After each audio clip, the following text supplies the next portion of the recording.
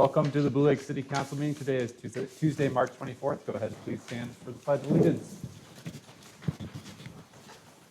I pledge allegiance to the flag of the United States of America and to the republic for which it stands, one nation under God, indivisible, with liberty and justice for all.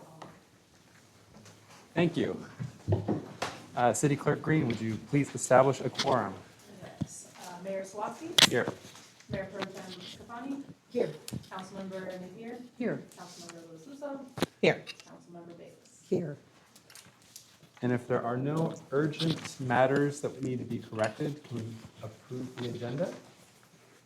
Can we entertain a motion to approve the agenda? I make a motion to approve the agenda. Motion to approve the agenda by Bayless, Second. seconded by Lewis Lusso. All those in favor say aye. Aye. Any opposed? Hearing none. We've got an approved agenda. Opening up to item number 5, public comment on non-agenda items. The public is invited to present petitions, make announcements, or provide other information to the City Council that is relevant to the scope of authority. We'll go ahead and allot 15 minutes to this and 3 minutes per speaker. Does anyone wish to speak on public comment? Julie Christie, go ahead. Good evening, everybody. Yep, Julie Christie. Is my volume okay tonight? Cool. I hear you guys pretty good too. I'm just gonna jump back still for like looking up a conference speaker for the room there, just so that participants in the back and stuff can hear better. I've been doing some research. They're like $90 and up. So if that's something, Justin, you could start throwing out ideas for that. I think it's time and would be great. Another topic that I'd like to discuss with you guys is I think it'd be beneficial for our city to have a discussion. Maybe we could do it during planning commission when they're back up, or an agenda item, but discussing ADUs, additional dwelling units, and how we can use those to meet our HCD housing requirements. And it's something that a lot of cities are actually like minimally like 12% of them are, using that for their allocation. So it's something definitely we should be looking at. And then recently, the city of Eureka did send in a letter to HCOG, and they were kind of appealing how they were given their designations of units that they're going to be responsible to build. And there are actually like 50 other cities that are turning in these appeals. And I do feel like we do need to have good connection with HCOG on this conversation as it continues as we go. I've been promoting that there at their meetings, that these cities, we need to start communicating with each other, because what I'm really worried about is looking internally at all the infrastructure, funding, economic resources. We really, unfortunately, are giving these mandates, but it's not really something I think realistically is gonna be able to pan out. But in the meantime, something we could do here in town that I think would be just educating the public on what ADUs are, how easily we can streamline, how there's funding available through HCD to do that. So yeah, let's talk about some ADUs, because I think a lot of people just don't even know that's an option. Thank you. Thank you, Julie. And I'd just like to say I keep hearing that term a lot lately. So thanks. Any other public comment? Seeing none, we'll bring it back to council. Moving on to the consent agenda. Item number 6. Does anyone wish to have anything pulled, or do we need to pull the minutes, or can we just say as corrected for the minute corrections? I think you need to pull them, correct them, and Okay. adopt them separately. Great. And I'd also like to pull item D, Okay. the doghouse lease. And that's all. Okay. What? Oh, and sorry, E. Okay. All right. So can we? And what minutes needed to be corrected? Sorry. All of them, or? I think all of, no, March 3rd might have had a minor correction. I think they all have minor corrections on those. Okay, great. So can we entertain a motion to pass 6E, F, sorry, 6, Employee E. F, G, and H? Or do we have, need anything else to be pulled? And before we do that, I need to ask public, so. Does the public wish to have anything pulled? On the con- there's consent agenda items that we can pull off and have a conversation around it. So if there's anything that you need to have pulled or want to have a discussion around that is on the consent agenda, now would be the time to do that. We still need to make a motion, so if you want to look at what is on the consent agenda, you're welcome to. What were you suggesting pulling off? What won't be talked about that's on there? What won't be talked about is the update to signatures for the bank, the rejection of legal claims, and February 2026 disbursements. Yeah. So, anybody wish to have anything pulled? Okay. Bring it back to council for a potential motion to pass items 6F, G, and H. So moved. Motion made by Scafani. Second. Seconded by Louis Lusso. Those items are cleared. So moving on to item number Vote. 6A. You have to vote. Oh, thank you. All those in favor say aye. Aye. All those opposed? Hearing none. Thank you. Moving on to 6A. Corrections? Do you want? Oh, you don't Uh, have- I mean, I'll just go ahead and say for 6A, B, and C, I found some just typos that were really of no significant change other than some incorrect spellings of names and some titles. That was the submission for consideration for correction. And then I do believe that on C, we do need to insert a time into the closed session time. That's what I was gonna bring up, yeah, that's the one thing I didn't have clarification. But that's all I had for those. Do you need us to get it to you now, or do we? If someone has it now, or. Was it a closed session when we came out of closed session? No, it's when we went in. I know. Do we need to go back and look at the videos then, I guess? Or- Okay. At a later, Yeah, I don't know. okay. So during the next council meeting, you will have some minutes to approve Okay. with those corrections. Do all three of them have Just the one has the one I would need to go back and look at. So- So if you want to adopt the other two with the corrections made, then you can. that? Which two are they? It is February 10th and the 24th, I believe. Correct.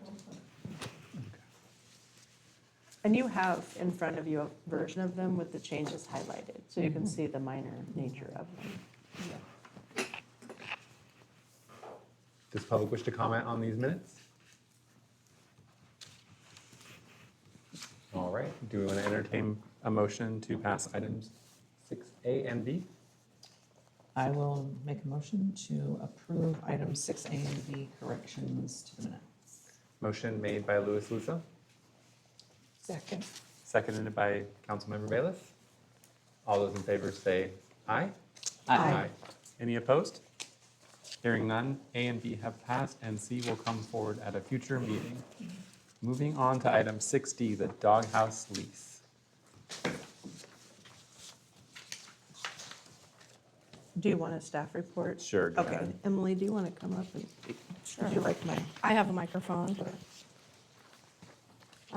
So this is returning from our last council meeting. I had met with the renter, Mrs. Lima, who I believe is here, and we discussed the changes that council proposed. We worked in the requests such as being able to rent the facility on the weekends, the flat rate instead of a seasonal rate, and a few other things within the revised version to have this next revision delivered to you for consideration. Staff, council, do you have questions around this? I do. Yeah, so I was curious about this. It's basically 6 days a week, Tuesday through Sunday, plus one more day. And I'm just interested to hear how that's supposed to work. If there's a weekend, I noticed the clause that says if somebody else reserves it on a weekend, then that weekend's not available for Darcy, but how do you see that working out? I think as it was stated, if the facility has not been reserved for the weekend, then Mrs. Lima would have the opportunity as part of her days to serve. However, if another rental was approved, then that would supersede that. And she had clarified with us that there was 5 days with 1 day of stocking, it looks like, in preparation. So of the 6 days, 5 could be open for business. 5 serving and 1 for prep and stocking. Okay.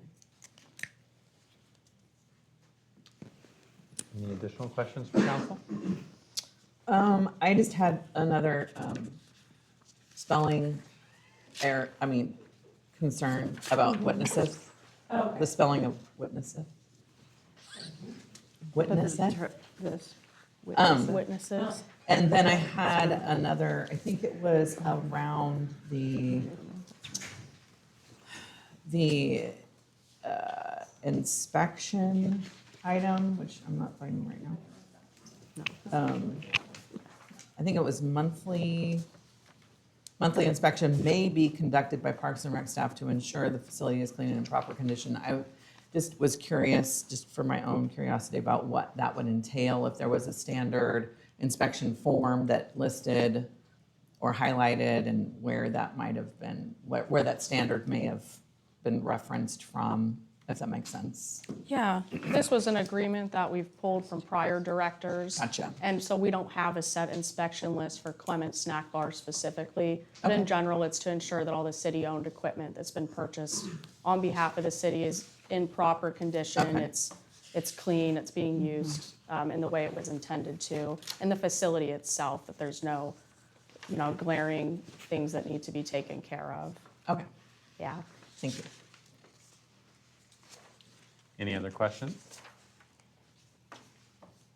Items pulled, does anyone comment on it? Julie Christie, go ahead.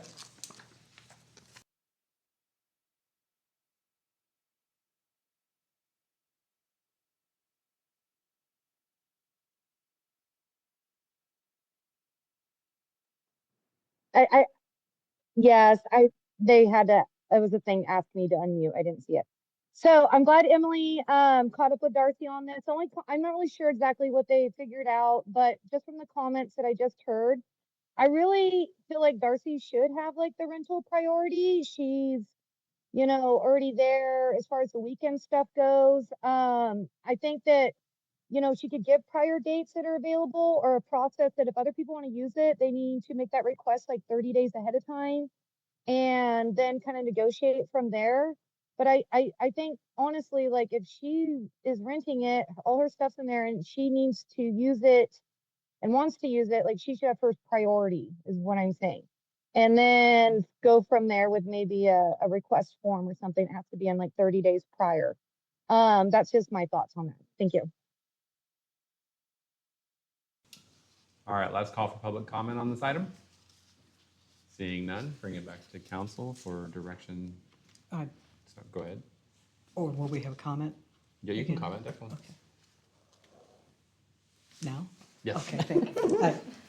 All right. So I did have a question about how proportionate it is compared to when I look at the fee schedule. And so I think that fee schedule would have it as $20 an hour currently, looking at $30 an hour, or $150 a day. And yet at $400 a month, it comes out to maybe $20 a day, or $100 a week. And I do have concerns because we know that money is tight for the city. We've had a lot of expenses out there, and we kind of have to address the leakage.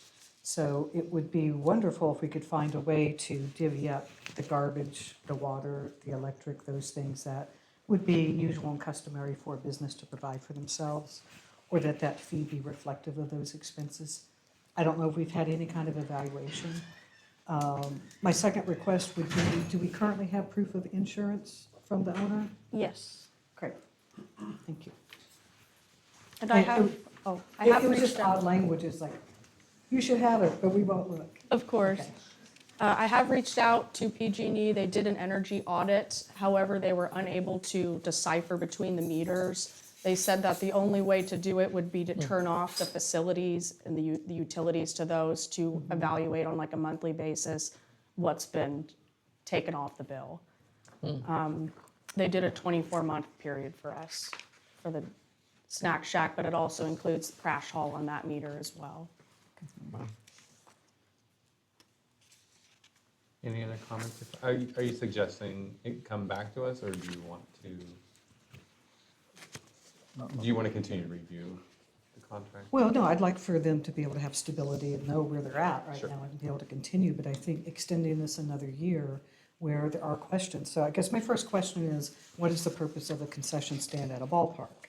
And it's wonderful that we have this restaurant option, but is that concession stand really, the appropriate place for the amount that it's used?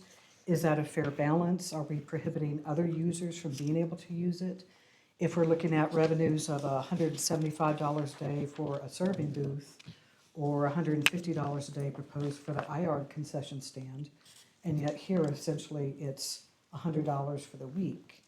And at 12 hours a day, 9 a.m. to 9 p.m., 5 days a week to serve, an additional one to be able to stock, that leaves one day, and I don't know how realistic that is. So, if anything, I would think maybe that the council could consider a shorter term right now, 3 months or 6 months, because we want to be able to make sure, especially during this, I would imagine this is like the peak season, flow with it, but I think that, really, when we look at the amount of expenditures that we've had under recreation and under facilities has been enormous. And so we have to look in every corner, every place and say, is this something that we are subsidizing? Are we breaking even? Are we coming out ahead? And I don't know that we can answer that question.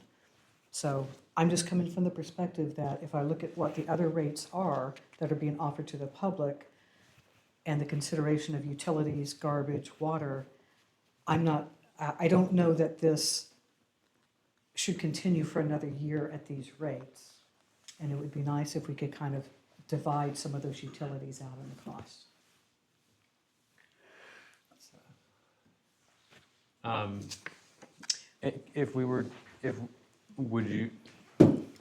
Does the council feel that if we reevaluated this in 6 to 9 months?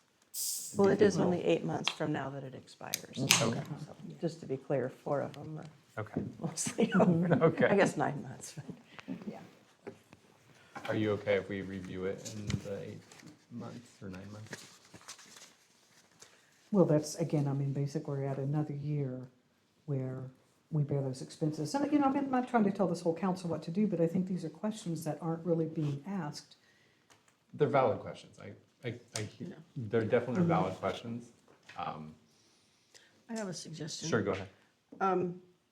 So I understand there's devices that you can put on an electric line that's kind of like an electronic device. It's not a true meter, but it can give you some idea of usage. I know people use those sometimes in homes where they've divided the home, but they haven't added another meter and they have a tenant and this sort of thing. So I think that's a possibility for getting some sort of a read on utility usage. And that's something that I think we should look at. I'm agreeing to, for the most part with what Kat said, in that we have no idea where to draw our line between our break even. We don't know what our break even point is. And we haven't done the investigating to figure out where that is. And given the city's financial situation, we really need to figure that out. So I'm not saying we need to do it now, but we absolutely need to do that before we entertain another renewal. And also, at our last meeting, when we talked about removing the weekend as part of this lease, that was, the way I looked at that was was giving the city an opportunity to recover some costs with weekend day rentals. And my understanding was that if Darcy was gonna use one of those weekend days, it was gonna be when there was a big event and the likelihood of, you know, a good, you know, a really good sales day. Otherwise, why would you do it on a weekend if that's not your regular day, kind of thing? So part of my understanding was that the weekend days were not gonna be included in this rate. So that would leave those days open for anybody else to use the facility and to, you know, pay additional fees to the city. So, and maybe that, you know, that was just what my thought. Perhaps I didn't articulate that properly. But at this point, I don't know, it seems to me that if, No, we don't have that opportunity. Your memory is correct. Yeah. We had compromised on raising the price over allowing the weekends to be used by other parties. Right, So that was our compromise. We weren't going to raise the amount, right. and we were going to allow for weekend rentals. Yeah, and I guess, I think if somebody else wants to rent the facility on a weekend day, I don't know how you're gonna facilitate or advertise that possibility if Darcy's, if the doghouse is operating or has the potential to operate, on Saturday and Sunday. I mean, I guess you could make a flyer, you could do whatever, you could make that known. But I think people are gonna be less likely to inquire if the doghouse is operating on Saturdays and or Sundays. So I'm not sure that the intention of that is being borne out with this contract.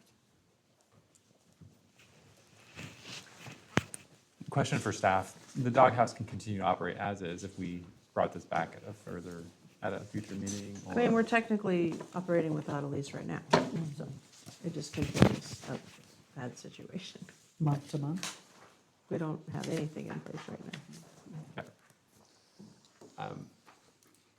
My personal suggestion is we continue to evaluate on our end and come up with something in the future, but I would like to hear you.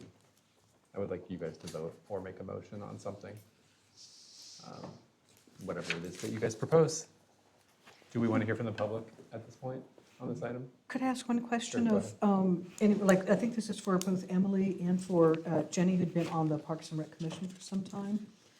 How realistic is it, like when we have some of these softball games or events and tourneys here? Is it realistic? I mean, have people really wanted to come in and say, hey, this can also be a fundraiser for us? We'd like to have that concession space, or, I mean, historically, has that just not really been utilized? I mean, I can speak for softball to some extent, because my daughter played for quite a few years out here, and we would have done that had it been available. Some of the time it wasn't because the doghouse was there, it was because it was inhabitable. And so we ended up having to do it outside on the sidewalks, and we just brought tables and did the best we could. I think that the likelihood of just a stranger wanting to come in and do concessions at this kind of event seems, fairly unlikely to me, especially where for softball, they'll have like a 2-day, they start Friday night and they're done by super late on Sunday night. I mean, they might want to come and do a softball tournament, but it's going to be like once a year. This isn't very frequent. I think the only day, in my opinion at least, that has the potential for somebody else to take it would be Sunday, because the Wood Bat League is there every Sunday. And I think if people knew that there was going to be food there, they'd be more apt to plan on eating at the concession stand like they do for Little League. What do you think, Emily?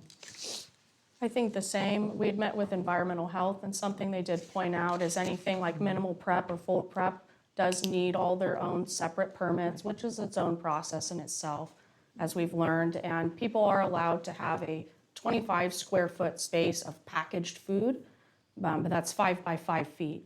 And so that's like an average table. And beyond that, you do need a permit for most items. And that's something when we ask them about the cost of these permits and, if a Little League wants to sell concessions and there's this super expensive permit, and they told us it wasn't really an area they had considered yet to find kind of that middle ground. So that's where we Well, and they stand. did say that nonprofits were treated differently than for-profit enterprises were, as far as the permitting went, Yeah. so. It sounds like there's a lot involved. Yeah. Do we, go ahead? I, I would think because, you know, we're behind here, that it would be good to go ahead and take, you know, do this resolution. And then if, you know, maybe come up with some things that we would like to look at over the next period before the lease would come up again. So I would be in favor of going ahead and signing this lease and letting things move on. We wishing to entertain a motion at this point then? Or make a motion? Sure. I'd like to make a motion to go ahead and approve the contract as submitted. And with the understanding that we'll probably be looking at it more closely well before the next renewal window. Second. Motion made by Councilmember Napier, seconded by Louis Lusso. All those in favor? Did you take public comment? I'm not sure we really I did. I thought we did open it for, You took public Yes. comment and you started discussion again, and so. I can open it up for Okay. public. It I was thought just- we did, and Make that's, sure Darcy especially You didn't go. want to say anything. does anyone wish to comment on this item? Okay, all right. Yes, Darcy, go ahead. Please, yeah. We, just get it on the record. I understand the need to squeeze a few more dollars out of the doghouse with days or times or an increase in fees or paying more of the bills. But I would like to know how much you've made at the Clements Snack Shack in like the last 10 years, 15 years, because it seems like, thanks to Marty, it got opened in the first place, and it's evolved, and I feel that the doghouse is really appreciated by people all over the county.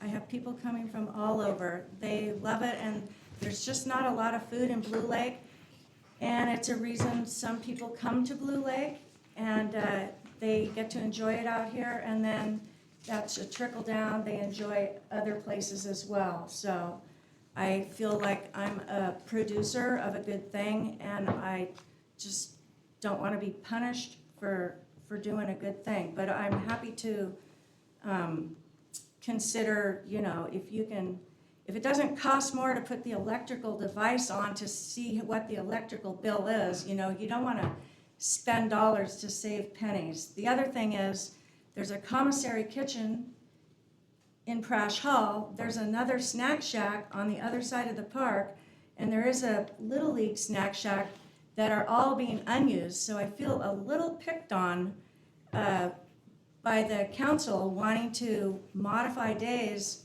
so that they can rent it for $150 and really cause a lot of chaos.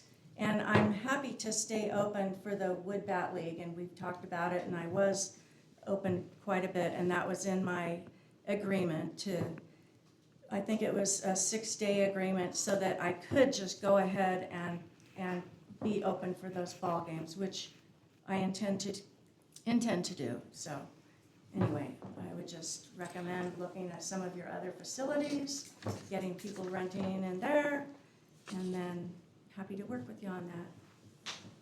Thank you. Yes, go ahead.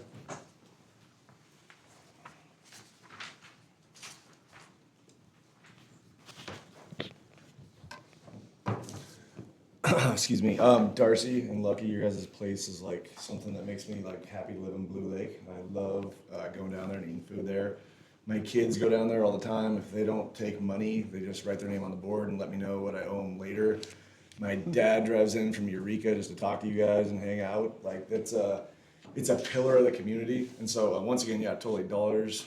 I get the city's in a budget shortfall, so I totally understand you guys are in a difficult position, but I would just like be crushed if we didn't do everything we could possibly do to make sure Darcy's place stays open and thrives. Because for my money, it's like what I love going on a walk with my wife. We take our dog, we sit outside, we talk to Darcy and Lucky.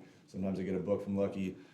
I mean, it's what makes me like living in Blue Lake is stuff like that. So, I don't know, like I said, I get you guys gotta make stuff work financially, but I mean, like, you know, it's like, I might as well go live in Eureka or something if we're not gonna have cool stuff like that here that I can walk to. It's why I wanna live in Blue Lake, so thank you guys for what you do. Can we get your name for the record? Yeah, Jeff Bird. Jeff, oh, Jeff. I'm new here, so I don't know. We know we're figuring it out. Further, yes, go ahead. We'll just after we'll. Only the names. May I tell Sam? They're not required to provide their names if they don't want to. Oh, okay. That's okay. I just like to say, having done a lot of snack shacks over the years for different organizations, to expect Darcy to have someone else come in 2 days a week would be just detrimental to the business. She's got plates and napkins, she's got food in the refrigerator, she's got her card reader, everything set up for her business. And when you have someone come in that you don't know, who knows what they're gonna be taking and using and messing up, they could leave it as a total disaster, which means she has to go back in and clean everything before she could use it. So personally, I think thinking of renting it out a day or two when she's not using it is a terrible idea. And secondly, I second your opinion. I have friends that come from Trinidad, McKinleyville, a lot of people from Sawyer and Willow Creek and Bayside that come out here. A lot of them come, of course, with their horses, but people come here specifically to eat at the doghouse. And there's people that I work with at Tractor Supply and some of my other organizations that we've introduced them to the doghouse, and they come here just specifically for that. And it's one place they can come get a great meal in Blue Lake, and it would be really sad to see it disappear. Great, thank you. Further public comment? Julie Christie, go ahead. I'll be quick because I spoke earlier. I do agree that Darcy brought up the other facilities. That was something that slipped my mind when I spoke earlier. And I also don't think any of this conversation is focused around anybody individually. Like, we all know as a community, Darcy has started something very unique there. And the only thing that I feel that needs to be understood better by everybody, that there just wasn't really a professional approach in the way that there was communication between the council and Darcy's business there, like an MOU would be appropriate. And I do agree that, you know, there's a lot of other stuff that kind of was going on that, unfortunately, that's why we need to talk about it now and be professional about it. Make sure everybody's confident and comfortable and just move on. This is just something that actually should have been done a long time ago, in my opinion. And if it had been done properly, we wouldn't actually be here right now. So this is no burden on this council. All this preceded our council and staff. So just putting that out there for public record too, so nobody gets the wrong impression. And I do agree with the last sentiments, and that's why I mentioned that earlier. Is like, you know, Darcy should have first priority to that facility, and having the options of the other facilities might then be something that we focus on too a little bit more thoroughly, and make sure that they're ready and presentable to be used as well. Okay, bye. Thank you. Last call for public comment. Seeing none, we'll bring it back to council for discussion. I just want to say we asked staff to assess the facilities we had. We asked them to come up with flat rates or rates that we would charge for those facilities. So we're not targeting anyone. It's based on the rates that staff has come forward with. However, in this case, I think that the council's kind of leaned toward approving what we have here. And I would like to see if anyone would like to make a motion. We did.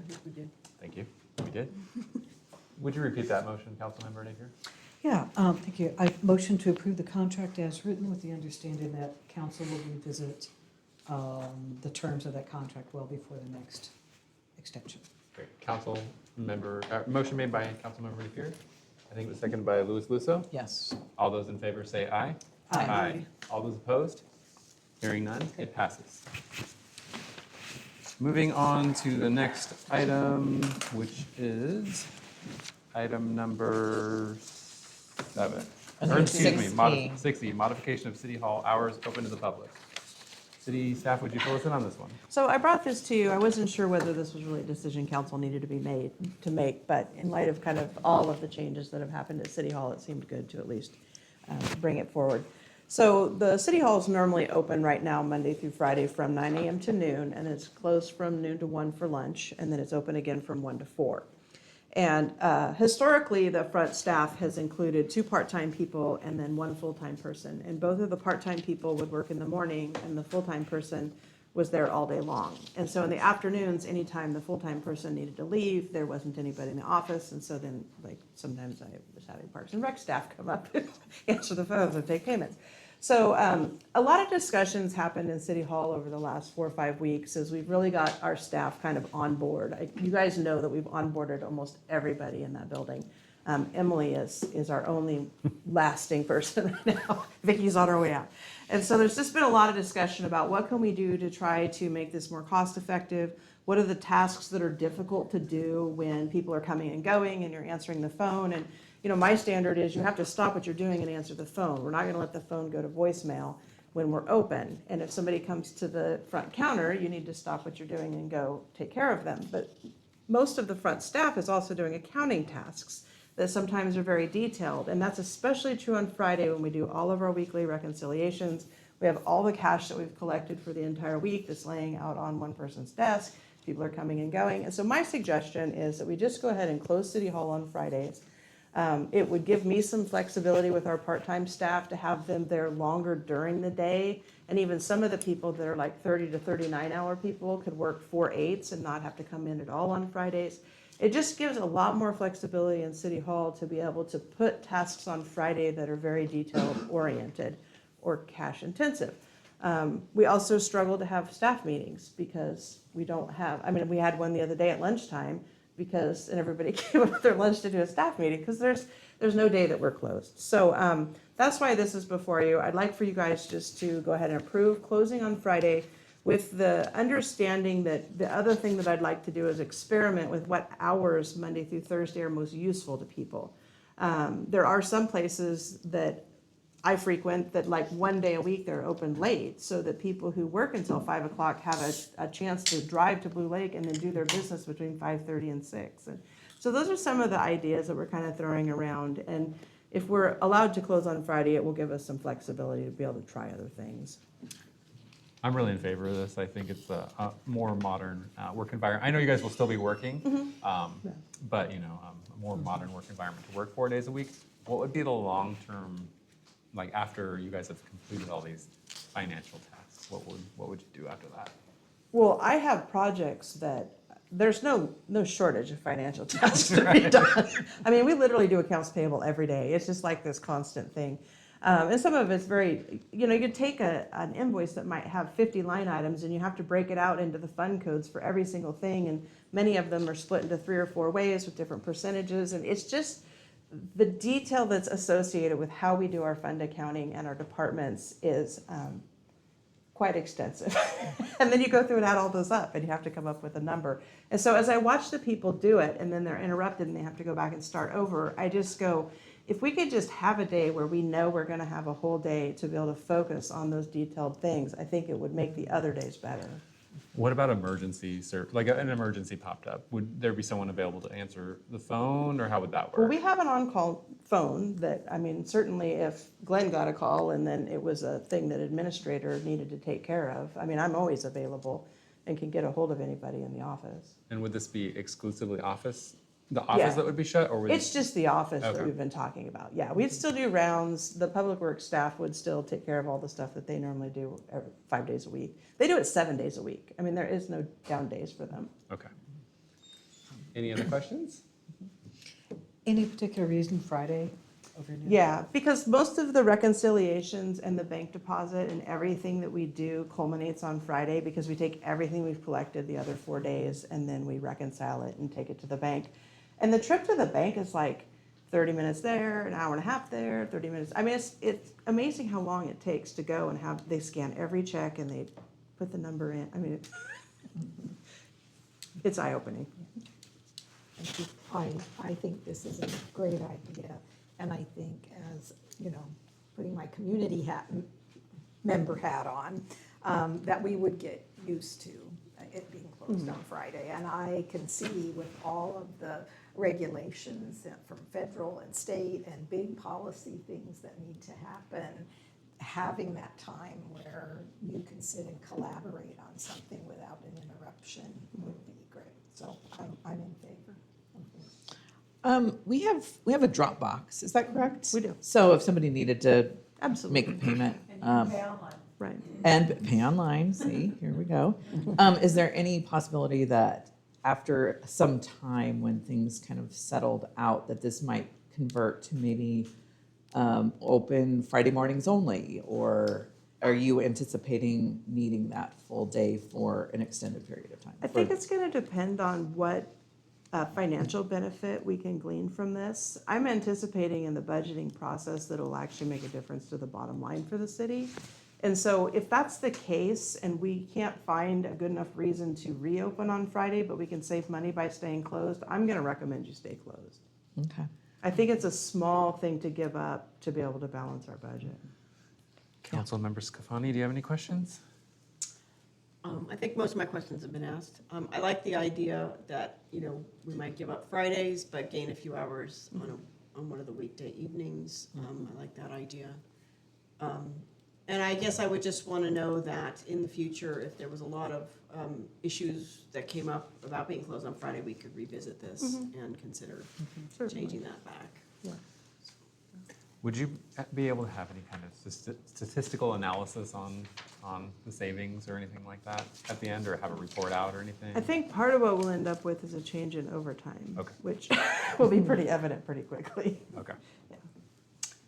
Questions from the public? Comments? Yes. Darcy, go ahead. I was just thinking, like, if a water bill was due, and the date it was due was Friday, and you're, maybe your life is hectic or whatever, and you can only put it in the Dropbox on Friday, and they're not processing that stuff, are they gonna give you a little, Yeah, I a can day answer that if or you'd two? like. Like in Garberville, we were closed on Fridays as well. And basically, if the due date is on Friday, it's just like it would be on a weekend. And so then it moves until the next Monday. And so you'd have until the close of business on Monday to make payment. We would still be able to record that your payment was received on that Friday. There'll be a stamp that says it was Yeah. received. From my understanding, payments aren't posted right away. They get posted at the end of the week. Well, the But we- ones on Friday get posted that day. Oh, When they the go ones out and on get this Friday. stuff out of the Dropbox. Okay. But there would still be record that, Yeah. you know, payment was received on that day. We're not gonna do water shut-off notices on Fridays. That's not gonna happen. Nice. Further public comment? All right. Bring it back to council. Is anyone- I'll make a motion that we approve the revised hours that City Hall is open to the public. And Motion made by Councilmember Bayless, I'll second that. seconded by Councilmember Napier. All those in favor say aye. Aye. All those opposed? Hearing none. All right, moving on to the next item, item number 7, Arts and Heritage Commission updates. So we have Seamus here from Arts and Heritage Commission with some updates. We can go more in depth about this, but there's a few items that the Arts and Heritage Commission have been working on to bring you guys. One of those is an Arts and Heritage survey. Another is a land acknowledgement draft that they have been working on. And then supplemental information was provided regarding the city logo changes. So this is here to go over. Thank you, Seamus, for coming. Appreciate it. Hey, everyone. So I'll start off with the public survey that we've been working on. So we've been working on a survey to go out to the public. Now, this would be kind of geared towards citizens of Blue Lake, but we also did include the first question being, are you a resident of Blue Lake? That being if anybody from outside of town fills it out, that we can kind of get some perspectives maybe from outside of town as well. But I'll kind of just run you guys through all the questions that we have lined out here. So we have, if you are not a resident of Blue Lake, what brings you to visit Blue Lake? What do you appreciate about Blue Lake? What kind of art would you like to see around Blue Lake, and where would you like to see displays of this art? What kind of cultural events or celebrations would you like to see in Blue Lake? What kinds of historical events would you like to see, or historical topics would you like to see covered? We have the opportunity to create the future history of Blue Lake. What are your thoughts and suggestions on how to do that? Please list any other suggestions or comments. How can we creatively bond our community through the power of art, culture, and history? And then I also drummed up a digital version of that. So we have this physical printout that we were going to put in City Hall for anybody to be able to just fill out physically. We also do have a Google form version with this little flyer that we were planning on posting a few copies out around town. This little QR code will just scan right over to that survey online. And that's that for the survey. Then we've also been working on a land acknowledgement.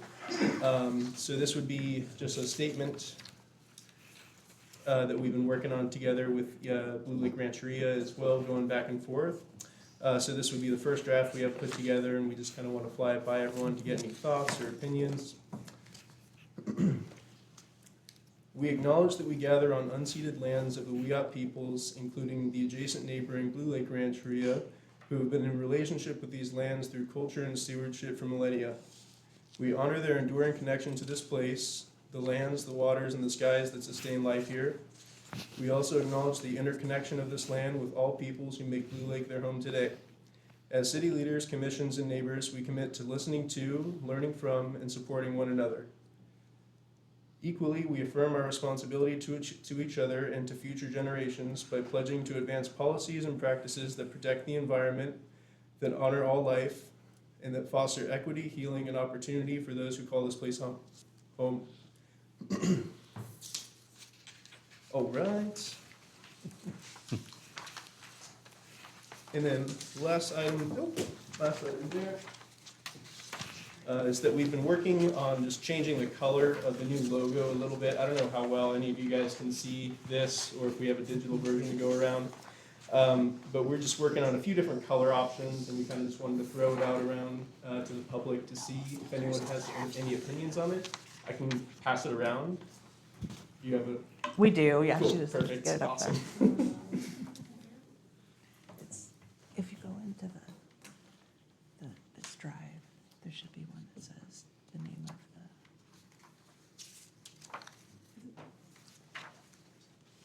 If you go up from here, is there anything about this? Oh, that doesn't touch it. Oh. Okay, so there should be one that says 10. Here, no, go back. Do you see one that says 03, March 24? Right there, that's the whole folder. Oh, okay.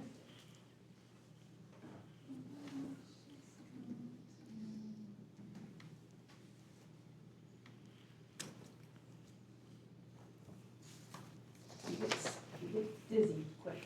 Close your eyes. Close your eyes. Thank you, Samantha.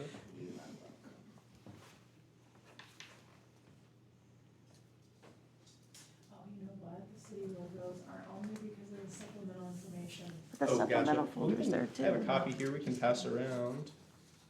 Just, everyone have a copy of it? It's here. Ah, There we go. Awesome.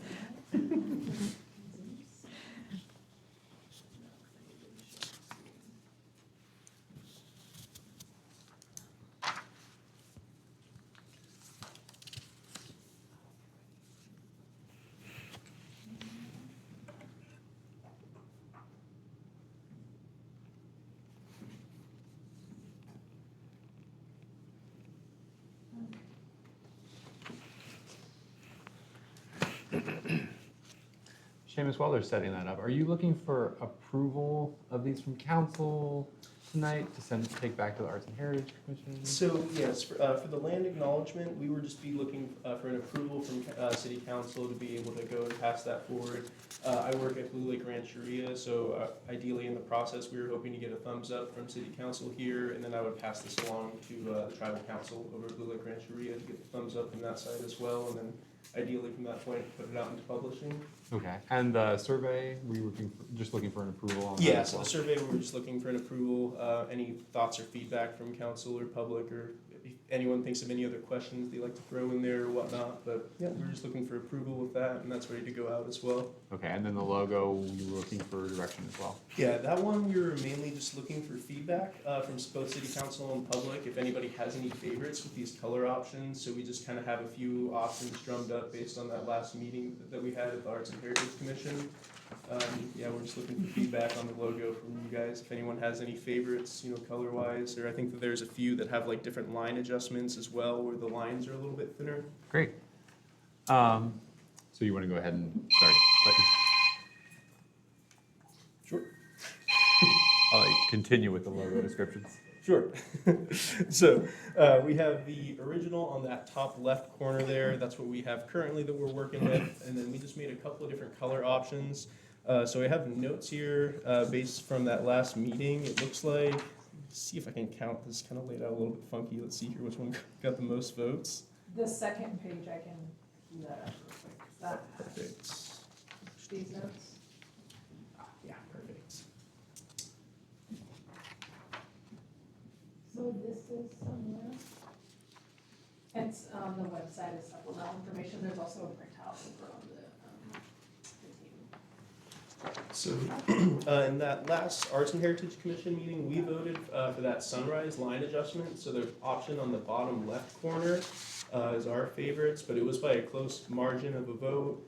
I believe a couple other people really liked the yellow one as well. That one got a few votes as well. May I ask, who was this that was voting? The Arts and Heritage Commission. So Okay. it's just between ourselves, that had kind of gotten the majority vote from us in our opinions. But we were hoping to kind of just gauge everyone else's opinion and see what everyone thinks. Great, thank you. Does the council have any questions for the commissioner? You want to start? Yeah, I really appreciate the Arts and Heritage Commission taking the time to think about doing a public survey, because I think anytime we can hear from the public, that's really important. One question that I do have is if we are asking the question, are you a Blue Lake resident, and then wanting feedback from people who are not residents, or say they could do the survey if they were not a Blue Lake resident. Is there any thoughts on how you would pull that apart? Because I think it's really important for us to hear from Blue Lake residents, since we are, that's what we're here for. And then the second thing would be, it seems like it would be important to have the questions be primarily about the arts in the community. And we have talked before about having an opportunity to have just a regular general community survey. So I'm thinking questions that would be of a more general nature, like, if we have the opportunity to create the future history of Blue Lake, what are your thoughts? I guess I'm just kind of thinking of maybe keeping them to the arts for the city of Blue Lake. Those are kind of my thoughts. Sure. Yeah, we can totally add a couple more questions in, kind of more regarding that. As far as people filling out the survey, ideally we were hoping to keep it centralized towards Blue Lake as well, but the idea kind of sprung up more so in the sense of now that we have like a digital format of that, and pretty much the idea would be to put a couple of flyers up around town, and then that way if anybody happens to be in town visiting from Eureka or whatnot, and they see the flyer and want to scan it, they can give an opinion on what brought them, to Blue Lake that day. But that being said, that's something we can kind of separate into a different survey as well. I'm open to feedback on that. I believe that it started just, assuming that it would be for the citizens of Blue Lake kind of strictly. And I don't know if those general questions about Blue Lake might be good to have in a whole separate survey where we would be asking a lot of general questions about the city of Blue Lake and what kinds of things people want to see for the city. Sure. Elise, do you have any comments on this? Let's I do. focus on the survey first.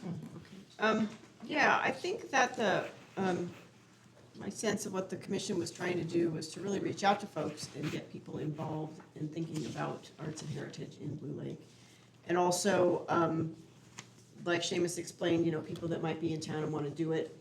But also we considered I believe they talked about the sphere of influence, right? You know, sphere of influence is, commissioners can be within the sphere of influence of Blue Lake, and there's a lot of people that consider themselves Blue Lakers, but they might live outside of city limits, they might live on the other side of the boulevard, or down Glendale, or out West End, you know?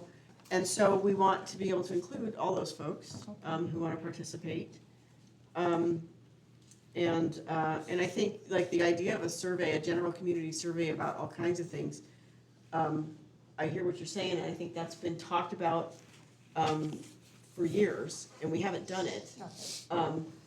And it's a little bit overwhelming to do like the all-encompassing everything survey, and I'm not even sure how to launch that, because like I say, we've batted it around, talked about it a bunch, and we're still at square one on that, but, so anyway, those are just my thoughts and my observations about the discussion that I've heard. Councilmember Lewis Lusso? Yeah, I too appreciate the efforts to create a survey. My concerns would be, and I don't want this to come out wrong, but it's there's a level of complexity and thought that goes in, when I go to do a survey, I want it to be like quick, quantitative, not so much qualitative information. And this is asking for, thought processes, and I'm hoping that there's gonna be a good response rate. That's what we want. We want the responses, right? And so if there's a way to, in my opinion, create something that might have a line list or choices, suggestions, like boxes, like, of here are some ideas. For example, would you like to see X, Y, Z, that kind of thing. And so that's my only feedback about this. I think it's a great idea. I would just be concerned that there would be more answers or more questions unanswered in this, and what we really want is to kind of encompass, this is very comprehensive, I appreciate it, but maybe just, I don't know, if there's a way I got you. to simplify, yeah. Okay. It's a great one. Councilmember Napier? No, covered it. That's great. I'm going to go ahead and open the item up for public comment on the survey only. Does anyone wish to comment on the survey? Seeing none, bring it back to council. Oh, Julie, Christie, go ahead. Yes, I just want to support Arts and Heritage because they have been working on the survey. This is something they started themselves, was not handed to them. And that it's something that, let's just let people respond to it in the way that they can. Maybe we don't get a bunch of response. One thing that they mentioned in their discussion about it was like identifying who was Blue Lake residents and not Blue Lake residents. So maybe requesting if they do the survey that might be something that we can actually analyze the responses better that way. But yeah, I totally support their survey efforts, and they've been discussing it for. Thank you. Last call for public comment. Seeing none, bring it back to council. Do we wish? I would just say Go ahead. that at least you filled in some gaps there, and I would be in favor of having it be as stands. Repeat that, sorry. I said I would be in favor of having the survey be as it stands. Okay. The discussion, with my questions. And I think Councilmember Lewis Lusso pointed out having potentially have choices available too. Sure, yeah, and I can kind of maybe add some more context or like examples into some of those questions too, to kind of just give people a little bit more ideas as they're going through them. Okay. Yeah. Does the council wish to have that item come back forward in the future, or do we wish to let Arts and Heritage run with that? And I don't. I can go with that. I've run. do we wish to entertain a motion, or do you think direction has been given at this point? I think direction's been given. Okay, great. I'd like to say I like what Michelle said about, I think some of this stuff is just definitely gonna have to be written out longhand. But if you can do a checkbox for some of the things that are a little more straightforward, that might be Totally, yeah. wonderful. And then let's go ahead and move on to the land acknowledgement. Does anyone have questions about that or comments?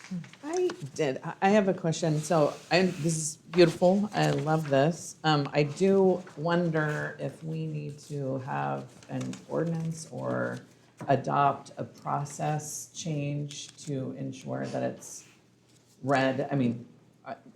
read before commission meetings, read before council meetings? Is that what the idea is? Like, here is the land acknowledgement. Do we have any kind of rule or guidelines or standards as far as doing, reading it? To answer your question, I'm not sure. I know that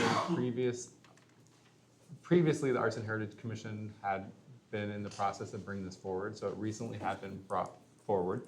And then we didn't really have any goals or objectives with it. They were just bringing it forward to council to see what we wanted to do with it. So this might be See if part we're of interested in it. a bigger piece where we would need to incorporate this into a process if we were going to agree to the content.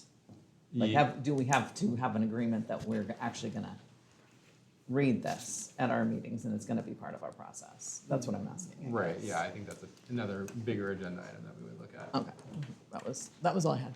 Beautiful. I would just like to say that I think you guys did a really excellent job. And I think it's the best land acknowledgement I've ever heard. And I would be proud to read it at our meetings.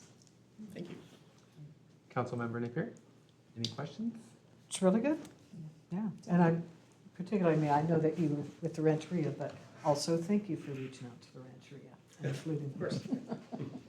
Yeah, and I am in agreement. It's great. Great. Thank you. I'd like to go ahead and open this up for public comment. Does anyone in the public wish to comment? Julie, go ahead. I hope you guys can hear me a little better now. I want to thank our, recent commissioner being there tonight to present.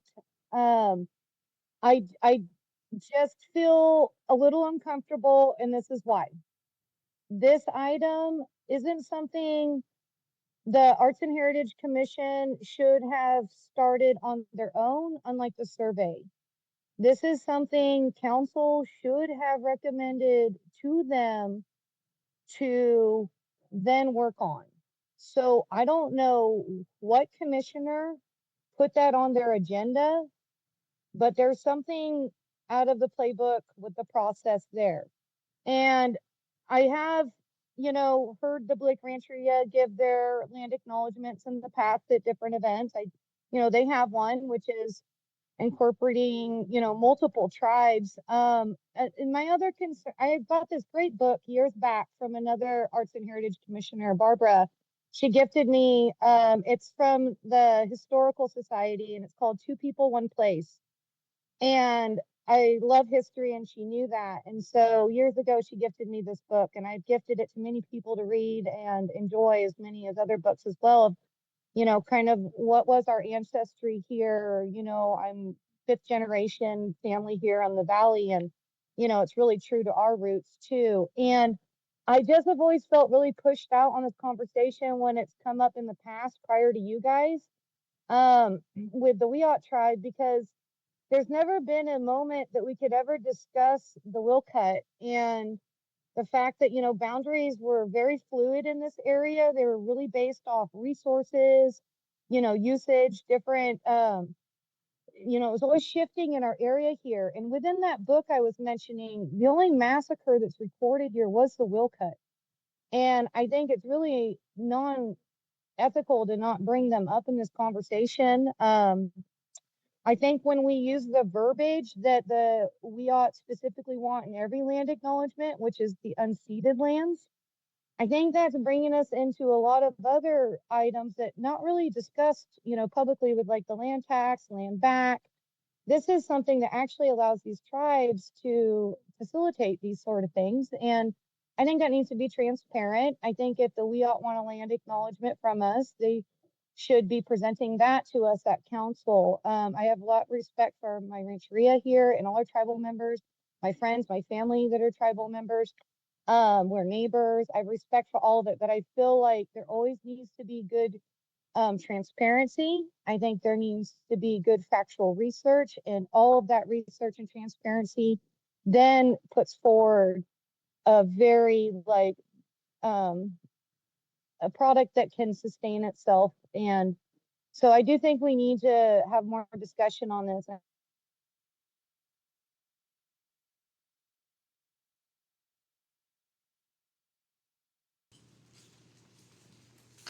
Seamus, I brought up the fact that the Rancheria was actually multi-tribal. Absolutely. Did you follow up with them on that or ask So them? I haven't followed up. Okay.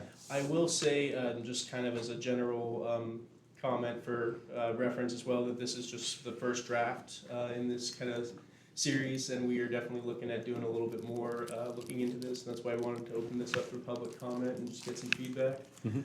After I had submitted this, I did have a conversation with you, yes, and we originally, to my understanding, is that the Blue Lake Rancheria was originally a refuge colony where it was a majority Wiyot, but also a few other tribal members from Tolowa and Kuba Yurok as well. That's just my understanding, but yes, we can totally work that wording into that as well, and this is definitely just in the first draft stage. Great. Does the council wish to, I'll just last call for public comment on this item. Yes, go ahead. Would you mind coming up? Also, I don't know how to raise my hand. Okay, we'll get you next. Sorry, is that AD, I see? Thank you. Yeah. Yeah, it's Angela. Okay. I think it was beautifully written. I do have pause because it, like you said, the Rancheria was more than just one tribe. It's a group of tribes, so, and I just don't, I guess I don't understand land acknowledgements. So I don't know where this really came from or what the real purpose of it is. So I would like to know that.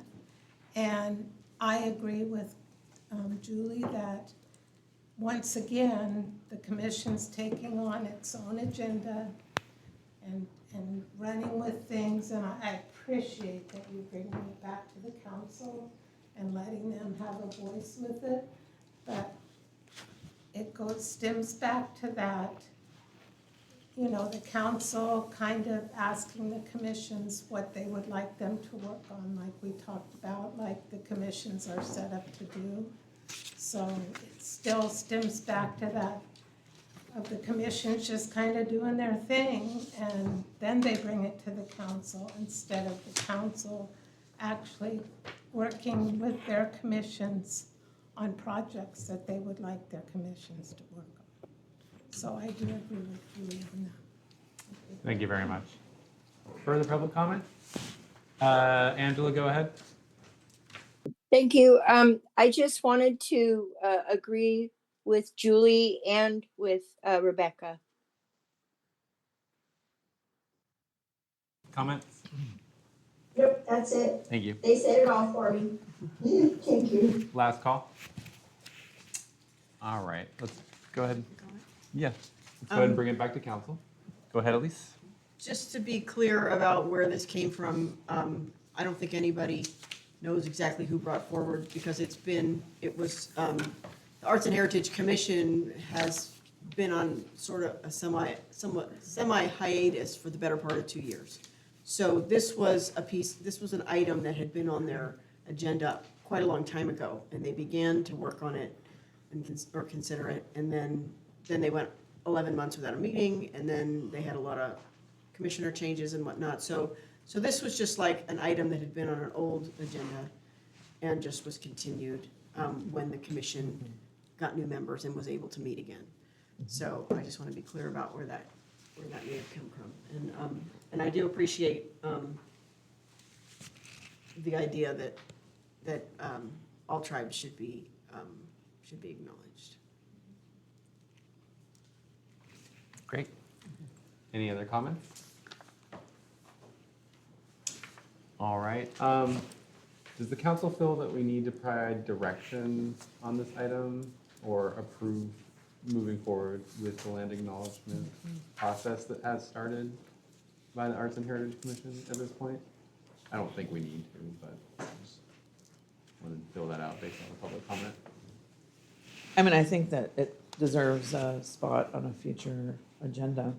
Great. So Seamus, it sounds like we'll go ahead and have you guys take it back to the commission and review it and bring it back forward at another time. Wouldn't it still be okay for them to meet with the Rancheria and at least get some input so that that can be incorporated. I have see no issues with that. Does anyone else? I think that's the next step. Great. Yeah. Great. Yeah. The logo, do you guys feel like we want to table the logo for now, or do you want to take this on right now? Well, let's have a brief conversation about it. Sure. I'll let you go ahead and start.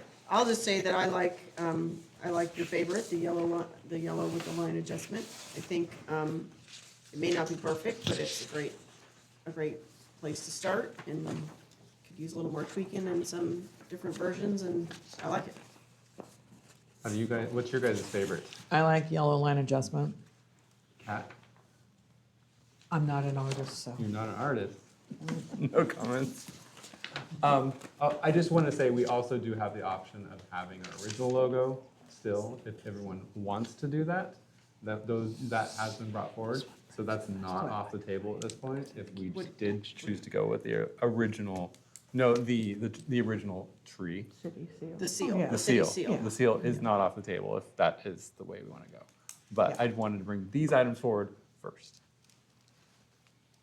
Yes, Count. I yes, just had a City comment Manager. on cost-wise, Sure. because we are attempting to try to minimize color printing. So I printed them out in black and white to see what happens when you actually use this as part of your letterhead, and we use it on all the staff reports that go to council, to be able to still print it in black and white.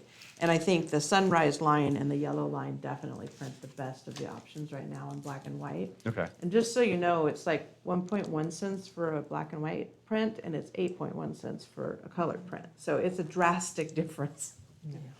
Does it Oh print my the whole God. thing in color? If it's a PDF, if it's Okay. color, it's all color. Great, okay. Can I see the black and white version? That'd be- Oh, sure, yeah. Would you mind passing that to No. us? Wow. Councilmember Bayless, do you have any? The yellow line adjustment, if we were looking at going in this direction, because for me, having the darker color on the date and then just the darker, like on the sunrise line adjustment, it makes it difficult to see what's in it. I think having a contrast of a lighter color to a black is. I do have a comment. Yes, go ahead. So we're kind of apples and oranges a little bit because logos are one thing, a seal is another. It seems appropriate to me, especially in all of our city documents, that it would be the city seal, including the agenda items.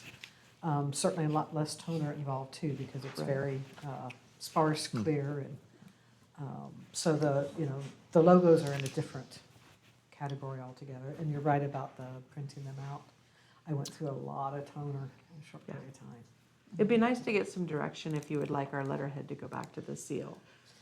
I would happy to make a motion that we return to the official city seal for all of our city documents that we're putting out. Can we have that be a future agenda It item? can, but I'm just Great. saying, like, as part of this logo discussion, that should be Sure. in yeah. place. Okay. Yeah. Yeah, we'll be here all night. Trying to get, So yeah, somehow the logo crept into the place where really it should be the official seal.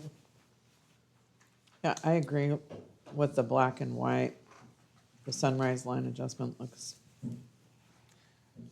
Well, I think part of what kind of got lost when this was developed was that I believe there should have been, or maybe there was some discussion that got dropped about having a black and white version, a color version, a version that could be printed small, a version that should be used when it was large, all these different things. Because when you're doing graphics, when you take our original one and you make it small, it just looks like a blob with some color in it. And when it's big,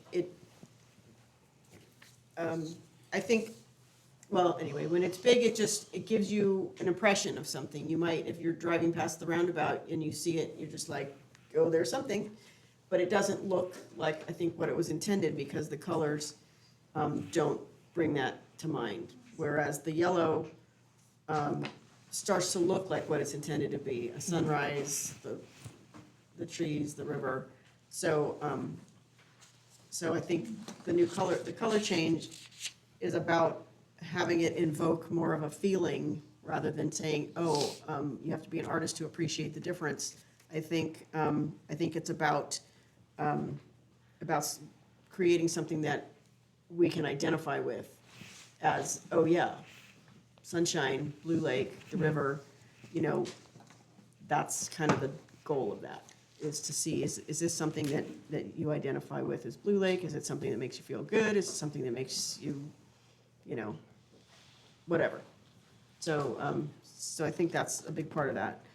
And then as far as usages, I mean, the seal should be the seal, and a logo is a logo, and they're not the same thing, and they're not used in the same way. Right. So, I just wanted to say, I really like the yellow one with the, on the, sorry, the thing just popped up there. This yellow line adjustment one at the bottom. But I was wondering, you guys thought if we replaced the 1910 with the color blue, I just wanted to point that out. It's kind of a cool option, because you have the Blue Lake, and then you also have the yellow Happy Sunrise. That was one other one that I thought of after the meeting. Just another option. Do you guys mind if I open this up for public comment? Does the public wish to comment on this item? You can come, yeah, go ahead. I would like to comment.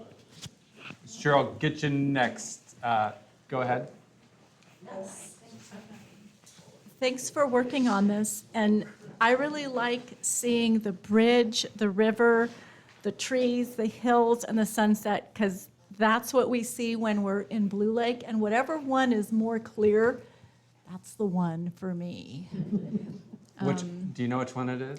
Well, it looks like the orange one, but it also looks like the yellow one. Like, are those the legs of the bridge in the orange one?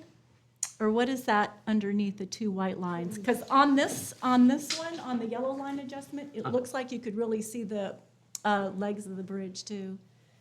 Yeah, I think the black legs are the bridge, yeah, I think. 'Cause Okay. Yeah, it was a little harder for me to just pick that out. Anyway, that's what you see from here. That has meaning, and all the things are in there, like you're saying, that looks nice, nicely captured. Any other public comments before, actually, Becky, I think you were next. I think it was me. Thank you. I love the yellow line adjustment. I did not like the original at all. This one, oh my gosh, it's so much softer. How they changed the colors, the softer line that the sun's giving out, that made a huge difference. It is welcoming, like you said. And yes, please go back to the seal for the other documents. Thank you. Thank you. Becky, go ahead.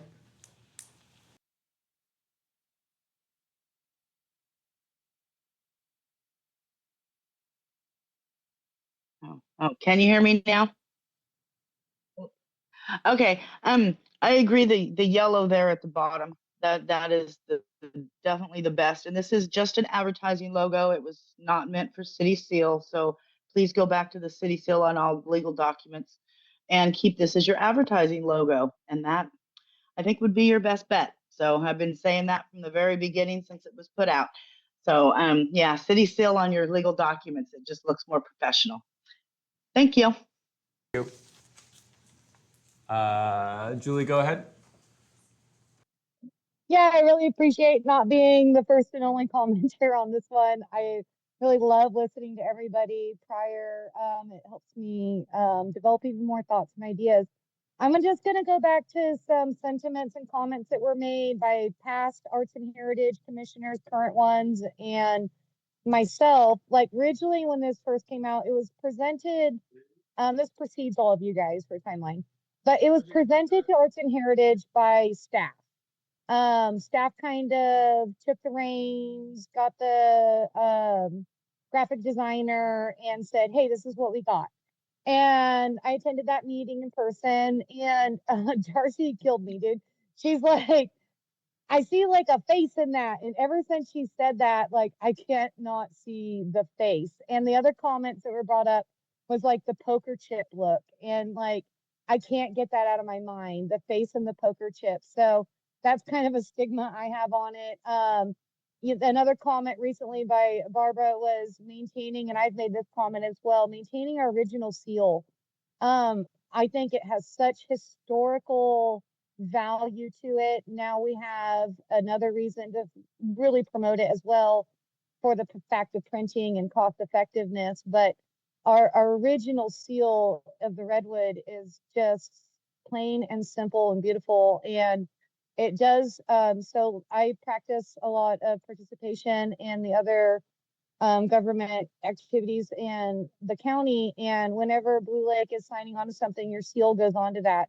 And we've still been using our old seal primarily. And it just reflects so much better. Like the other one it would be too like overwhelming. It's just like too much to be on our government documents, is my opinion.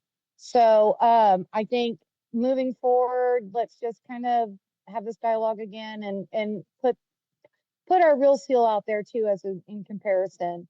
And there could always be some light drafting to that and penmanship to maybe church it up just a little bit to give it a little extra. But when it comes to this branding, is what this started with, it's something that could always be fluid, and Arts and Heritage could work on it like yearly for just other promotion around town. So it's something new and exciting to come see, like the barns down in Ferndale, where it's like something iconic and changing and new and different. Okay.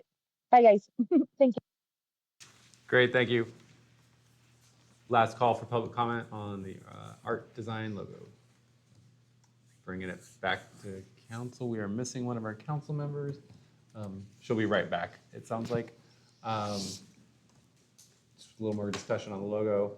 Are we all okay with the thin line, or do we prefer, does anyone prefer the more dense lines? I like the line adjustment. Line adjustment? Mhm. Okay. The yellow one is everyone's preference as well? I like the yellow line adjustment, however, again, in the black and white version that Jenny showed, the sunrise line adjustment seemed a little more, I don't know, I'm torn between those I'll two. tell you why I think that is one of the things Bettina pointed out, which is the legs of the bridge. In Uh-huh. each one of these, they're different, and in the one that's got the yellow line adjustment, they're green Okay. inside of the little gap instead of being white. Uh-huh. And so the printer just blends it all when it's black and white, I because see. green and black, you can't really tell the difference. But if Gotcha. some of the things on the bridge were white instead of yellow or green, I think it would make more contrast. Okay. If you were gonna use it on a document. Uh-huh. So, but again, I mean, if we talk about Right. using it as Yeah. not. Is this art or is it a legal Yeah. document? Right. Yeah, going back to the seal, but yeah, definitely the thinner lines.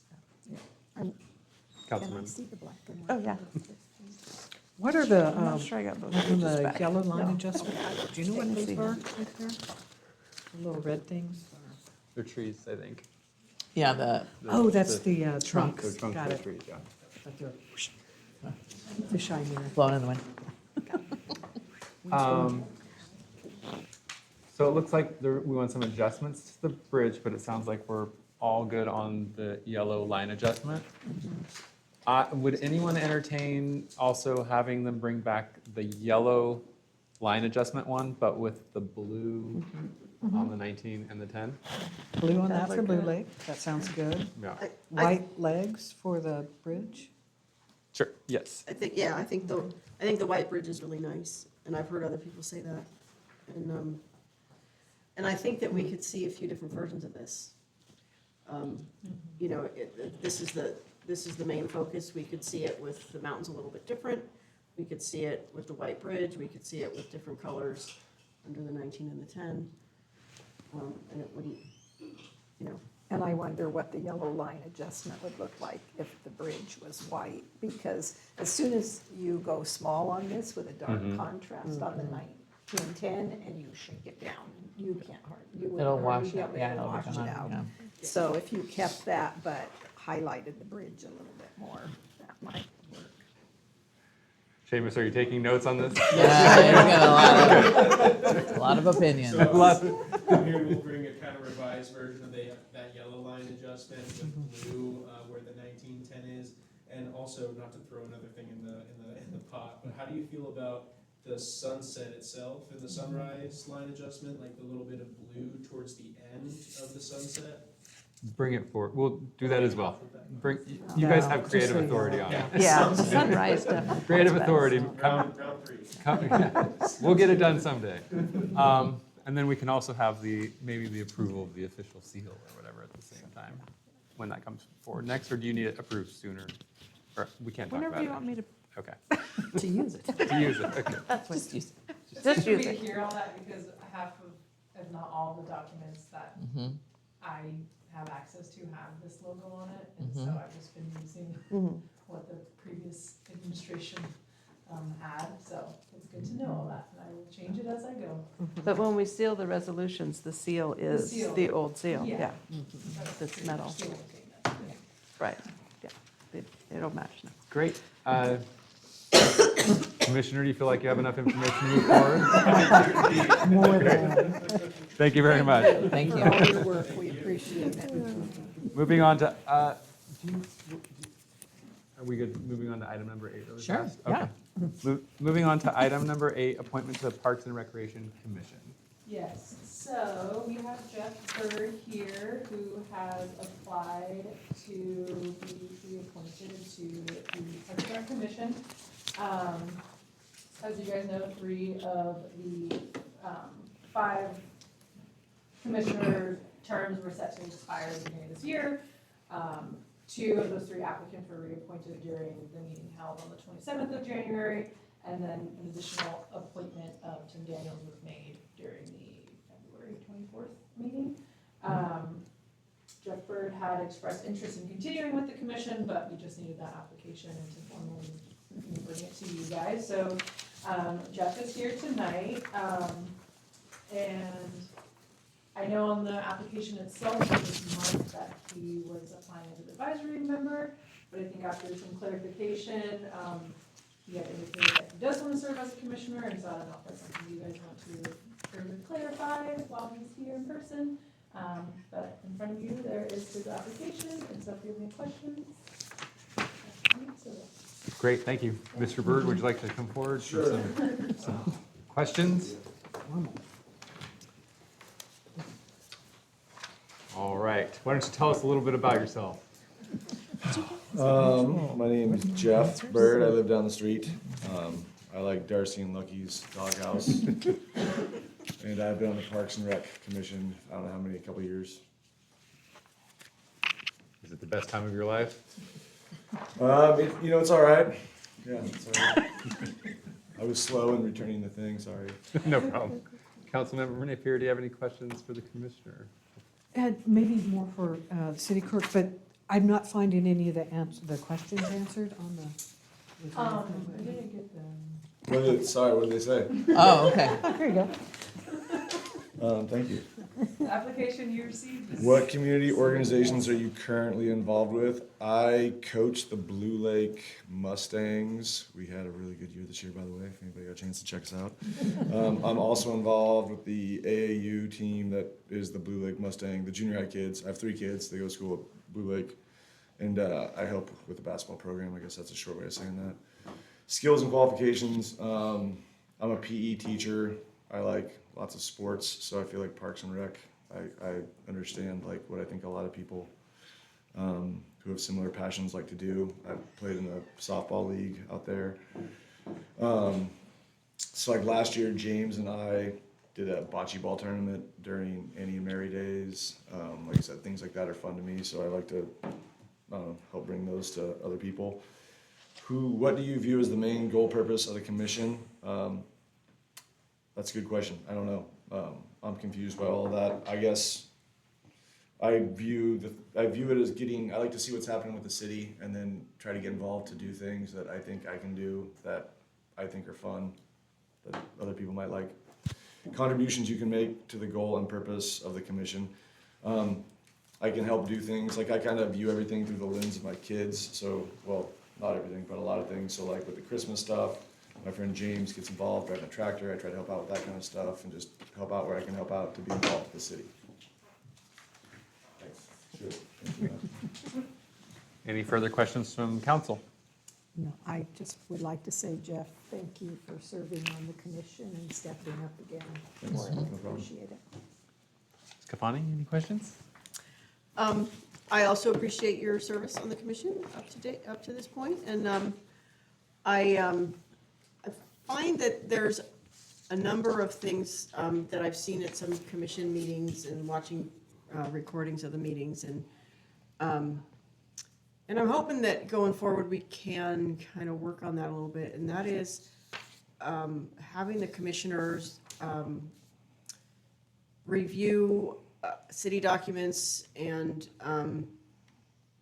council meetings and information that we generate through the council and through city staff that affects what you're doing on the commissions. And I know that there have been some times where there were discussions at commission meetings after a certain topic was discussed at a council meeting, but the commissioners weren't aware of those discussions or the outcome of those discussions or all the details that went into those discussions. And so there was a particular discussion about the bike park, and I felt it was really difficult. It was hard to watch that meeting because the commissioners were unaware of much of what the council had been working on with relation to that topic.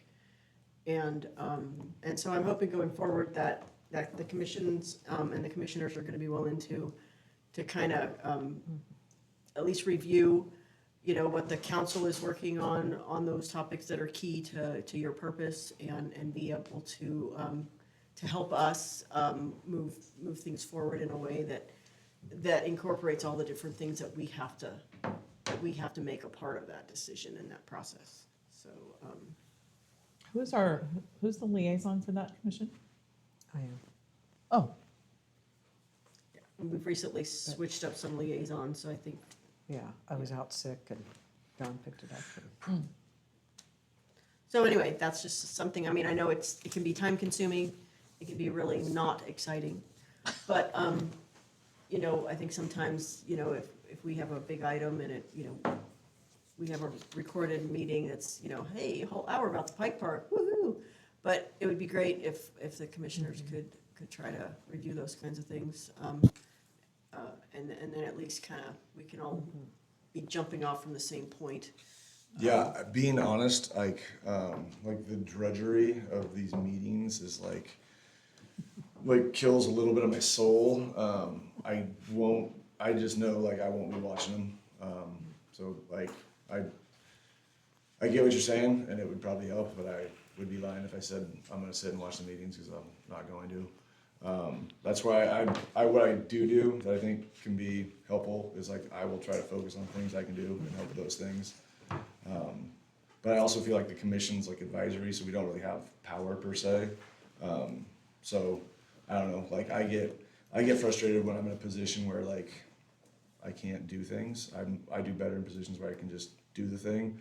So the way I look at the Parks and Rec Commission is, what can I do? What can I actively do? And then I'm gonna try to help with those things. Okay. Does that make sense? Because I feel like when I give the advice our commission gives doesn't really impact much. So I don't know. I would get really frustrated if I listened to all these meetings and then gave some advice, and then you guys were like, no, we're good. I'm just gonna be like, why am I doing this? So, which is. I hear that. Well, I think it's important because as a commissioner, you might not be directing a bunch of things, but you're advising on stuff, and you're also influencing the public. And to use the bike park as an example, your understanding of the process and your participation in that process is going to help the public either be engaged and understanding of the process, or it might not. And I think it's important for our commissioners to understand where we are and to help the public understand where we are, so that we can all kind of be patient and trudge through this together, because it's not easy, it's not quick, it's not cheap. It's all these things that none of us likes. It is a drudgery. It's a brutal drudgery. And we've all spent 10s, 20, 30, 50 hours on the thing, right? So So anyway, it's just this, it's that influence. It's like we just need our commissioners to come to meetings and have some background understanding and be able to be patient with us and be patient with the process. And that's something that everybody sitting at this table has learned, is that government works slowly, it moves slowly, it's painful. But we all learn to be patient because we know that's how we have to get there. Yeah, I rode my bike down that bike park thing at the grand opening in July, and since then the fences are up and nobody rides on it.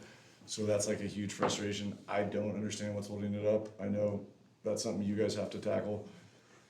But I mean, like I said, I don't. I've tried to listen to the explanations on why it's been held up, and I don't understand. So I don't know. Like I said, I'll stay in my lane. Will be bocce ball, helping out at Christmas. I'll advocate to open the park as soon as possible, but like I said, I know there's not. It's gonna take whatever it takes. Go ahead. Oh, I just wanted to say, I feel like it's a responsibility of the council to be present at those meetings and to be able to give updates. But conversely, it wouldn't be hard to look at an agenda prior to our regularly scheduled meetings or special meetings if it happened to be on the agenda. If there is an item that is bike park on the agenda or something that would have an impact on anything parks and or recreation, then it would be maybe just an idea to ask that liaison from the council, can you give us an update on what's happening with this situation? I saw that on the agenda. Then there's, conversation both ways. It's not just the responsibility of the commissioners to attend our meetings, but I think that it goes both ways because we're trying to be collaborative. And so that's just my thought on that. Thank you. Collaboration is the key word, and it goes both ways. So it's kind of like complementary and supplementary relationship of the council, of the commissions to the council, and also the commissions to the staff. As I see where you had first originally marked advisory member, and I really appreciate your candor in saying like, yeah, no, I'm not about that. I'm not going to be reading that. I'm not going to be attending the meetings. I'm not going to look at it. And and if you're frustrated by, well, what can I do? What can I actively do? Then maybe it is better suited for you to be on an advisory role. Because for someone to be a commissioner, it really is important that they're kind of steeped in the knowledge that's going on around it. I'm sure it is frustrating. I was able to at least stand on that top hill of the bike park and looking over that and looking down, it's like, oh, yeah, I can see why. It's just got, your hair stands on end. But there is a long road that we have to go. And frankly, we need commissioners that can be patient with staff and respectful, and the same with council as well. This is something that we all have to pull together, and if it's going to be a source of frustration for you, then maybe allow that commission seat to go to someone else, but by all means, take up the staff and be an advisory member. Because it sounds like you have specific passions. Well, like I said, I just don't want to watch any meetings. My coaching duties typically get done around 9 o'clock, 2 or 3 nights a week, PM, and I'm up by 5 at Eureka High, opening the gym. So I'm just being honest with you guys. I like to read books. I do a couple other things. I'm just in my free time to be like, look at a council meeting. Like, it just ain't gonna happen. So if that's something that you feel like somebody needs to do to be on the commission, then I wouldn't be your guy. Thank you. I'd like to go ahead and open it up for public comment. Any public comments on this item? Julie, Christy, go ahead. First off, Jeff, you rock. Go Mustangs, and your participation on the Parks and Rec Commission. I think this conversation, though, is being really directed at the wrong individual. We have two unique commissions. The Planning Commission gets to have the manager at their meeting, and Parks and Rec gets to have the director. These are both paid positions. It is their job to be educated and informed. If they are not, it is their job then to say they will get the information. So I understand the council's wanting to have a good connection with our commissions. A suggestion I gave that preceded you guys was that during our reports, that if we can get a commissioner that would like to come to each meeting via Zoom, via in person and just give a little update. That's always productive. Public Works was another suggestion that I gave in the past as well. But I really think that I feel the energy, okay? But I just think it needs to be directed more at staff to fill that role, not particularly our commissioners. They're only given what's in the packet, and that's all they should be expected to absorb prior to a meeting. And if they ever have questions about something as commissioner and they're not feeling certain, they always have that ability to ask to bring it back with this additional information. So use all those tools in the toolbox and be very grateful for the volunteers that we have right now and always direct our energy in the right direction for positive results. All right, guys. Thank you.